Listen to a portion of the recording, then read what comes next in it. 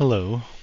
Um, I am a lead technical game designer for Skylink. Um, I work for Odyssey Games, and this is a level that I've been working on initially as a racing prototype, and we really needed to establish a bunch of communication visuals in terms of like cover and uh, just spatial, like so we can grapple around and fly at full speed, but also I felt like we needed to have some small spaces. So that's what I created here. Um, I made these as racing prototypes. So when you go through, you hear a sound and a ring counts down for the next one. And so what's cool about this is that it is just one um, blueprint, one actor, and basically you just duplicate it and drag it around the level, and then you click another button, and that way one is aware of the next gate. So one gate, like this one that is selected, would be aware of that one, and that's why the arrow is pointing to it already. Um, and so we needed a spawn area that was optional because currently we're using static spawn locations, and I wanted to have these blue pipes to, like interwoven through the level as a very clear indication of where you can grapple. And so when you grapple onto that from that upper area, you swing through here and you would like hit these check marks or checkpoints, and then these doors are set to automatically open when you enter into their detection collision box, which is not something that Skylink has much of right now. Is like interactivity in the levels, and so I'm trying to do that, and I like these doors because they open and close and they can act as cover. Um, so how I started was I had this corner of the space to work with, and I just was like, how is this supposed to look? What is the vibe, and like what's the lighting? And that's what I did. I just kept like kind of tweaking and nudging all these values and these art assets, and I stuck with one asset pack, and just kind of dug into it. Didn't let myself get too crazy to like avoid breaking up. I, I guess the immersion. I'm not sure what the word is there. Like the consistency between the assets. We didn't want to go too sci-fi or too clean or too dirty or too rugged. So basically they stuck with the same asset pack to make sure that it looked like it all belonged together. Um, and then I also established the dimensions of like what is acceptable between, or what is acceptable for the drones.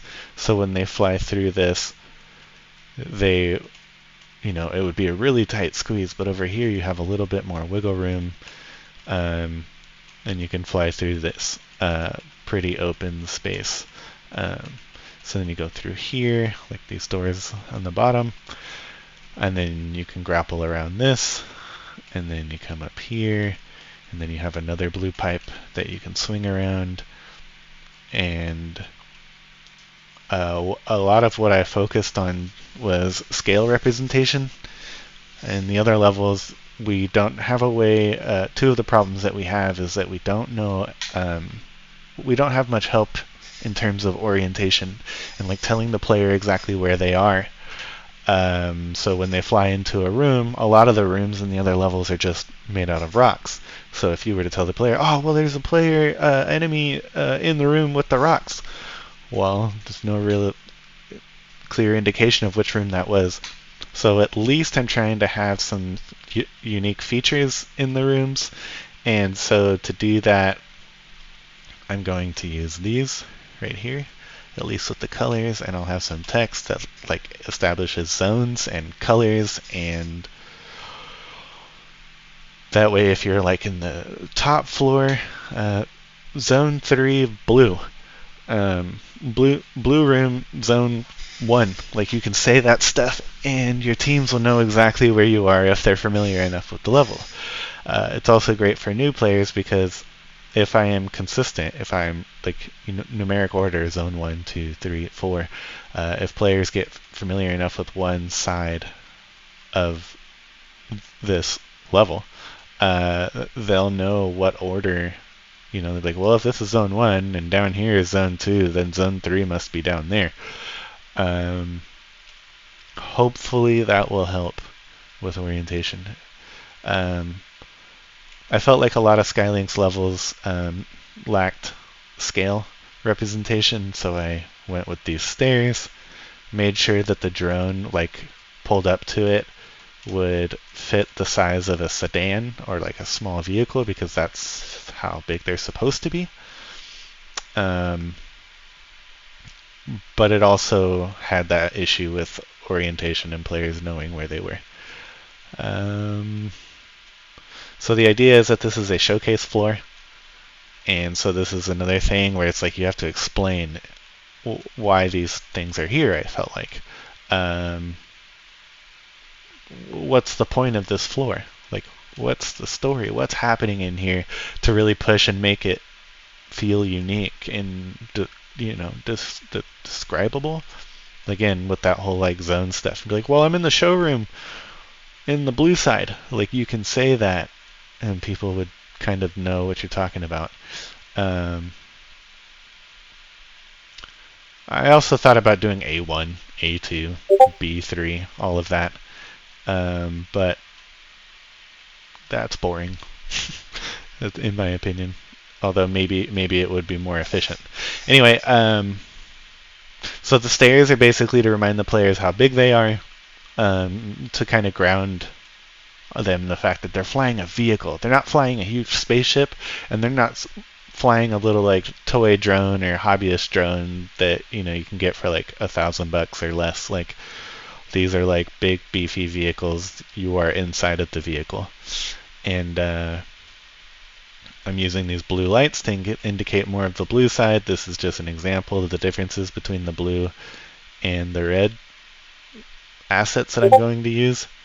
And basically, this is the reveal. So it's like Joby, sort of like what they've been doing, where they're just like, they have their drones, or their eVTOLs just sitting here, and they have really cool lighting, and the camera just kind of floats around it. Anyway, this is like the unveiling stage. So the idea is that the drones would fly from that and come down and be like, yay, we're announcing this thing, and then the crowd goes wild. But I couldn't let it like interfere too much with the passing. I'm not sure if I want to put like a huge banner right here. You can use it as cover. I'm worried that it would interfere with the grapple swing around that blue pole. So the plan eventually is that not all drones will have the grapple. And I'm sorry about these pings. Hold on, let me pause this. Okay, so this is level, and this is what I started with. So all these doors are automatic. Bouncing all over the place. These doors are automatic, so that's something that's like interactivity we don't have in all the other levels. And then ideally I could animate this crane. I could animate the crane and make it like a slow moving. That way this huge space has some sort of randomization. That's what I want to do. I think it makes the level feel like it's alive and it's not just like neglected or left behind. Like, there's something going on here and it's functional.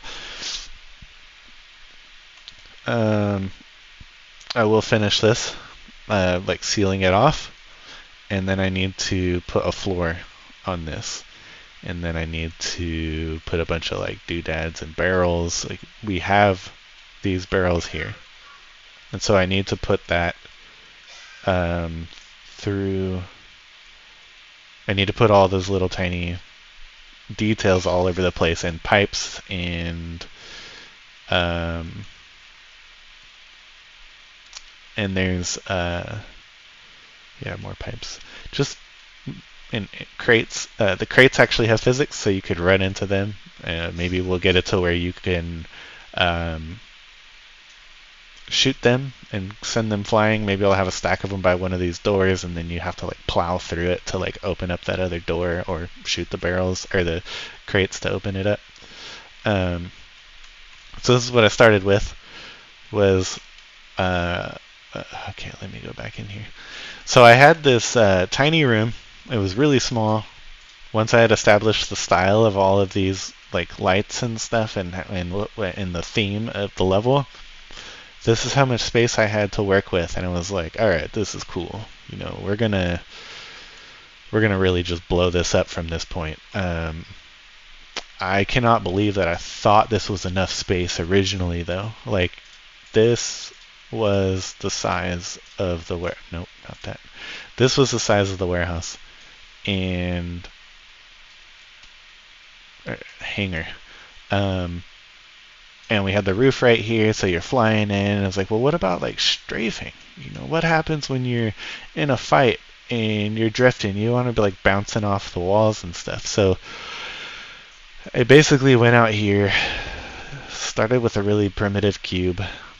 Now that I had the style established, I need to figure out how much room we actually needed to swing and fly and flip and roll and all of that. So I went in here. I used this green pole cylinder to swing around about 10 times. I finally got it to a scale that felt really comfortable. And then I did fraction decrements and duplicated these wall pieces so that way I could play with them. And I did these angles so that way they would snap together really closely. And then there's this material that is pretty cool. I could actually demonstrate it over here with this tiny piece. If we move it around, we don't actually lose the materials.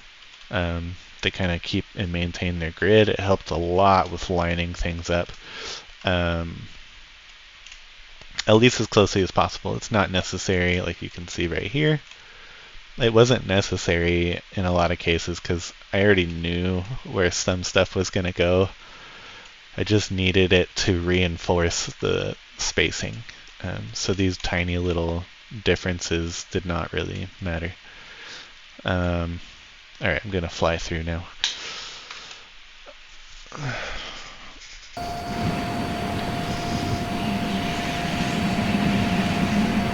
So,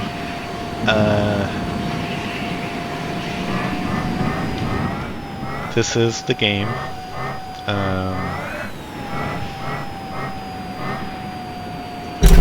I cannot shoot anything right now with this drone just because it's in test mode or whatever. It's in the engine, so and it requires a lock-on currently. This drone does for its primary weapon.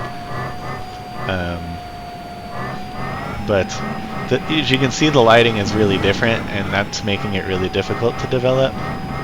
But when you go into these automatic doors, they open up. And you have the sound effects. It's the placeholder. The idea for this huge open space is to eventually wrap it with stairs and have all kinds of platforms. And sorry if I've already said some of this stuff. I've recorded this video like 3 times. But the platforms will act as cover and like interesting points of view. I have this little tiny box up here so you can like park. Maybe we'll work on the responsiveness of that. You could sit here with your engine off, and then if you hear a player popping in, you could like drop on them. Door is opening. That's really awesome. The lighting feels really cool to me. I'm going to use the lights up here to like suggest the blue versus the red side, so these red ones will go away, they'll just be white. I've already kind of did it on this side.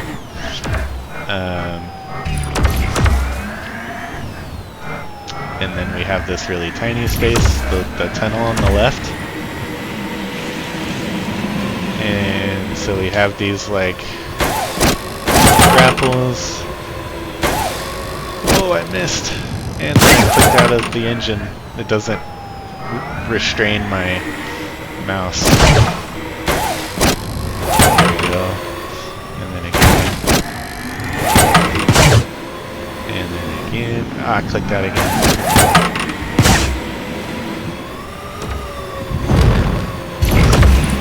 But this is basically it.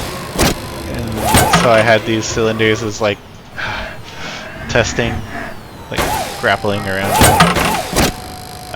All of the drones currently do have like a UI interface in the middle. I'm not sure why it's invisible right now in the engine.